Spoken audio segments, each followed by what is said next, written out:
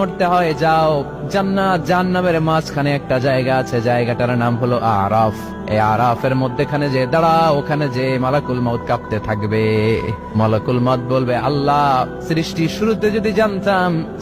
শুরুতে যদি জানতাম সবাইকে মৃত্যুদান করার পরে, রূহ কবজ করার পরে আমাকেও মরতে হবে, তাহলে এই কঠিন দায়িত্বের ব্যাপারে আপনার কাছে ক্ষমা চাইতাম। আজকে আমারও যে ভাগ্য বরণ করে নিতে হবে সৃষ্টির শুরুতে, আমি এটা কল্পনাই করতে পারি নাই। আল্লাহ বলবেন, নো টক, মুত ইয়া মালাকুল মউত, মরে যা, মরে যাও। বলার সাথে সাথে মালাকুল মউত এক বিকট চিৎকার হাঁকিয়ে মরে যাবে। মালাকুল মউতের চিৎকারটা সেদিন এত ভয়ঙ্কর হবে, বিষ্ণু ইসলাম বলেন, ওই চিৎকারের আওয়াজ যদি পৃথিবীর মানুষেরা কান দিয়ে শুনতে পেত, তাহলে কিয়ামত সংগঠিত হওয়ার জন্য আলাদা করে ইসরাফিলের সিংহার প্রয়োজন হতো না। ওই চিৎকারের আওয়াজে প্রতিটা মানুষ কানের পর্দা ফেটে ওই জায়গায় লাশ হয়ে পড়ে যেত। এবার ডানে বায়ে সামনে পেছনে উপরে নিচে কেউ নাই, একজন ছাড়া। জোরে বলতে হবে, তিনি কে?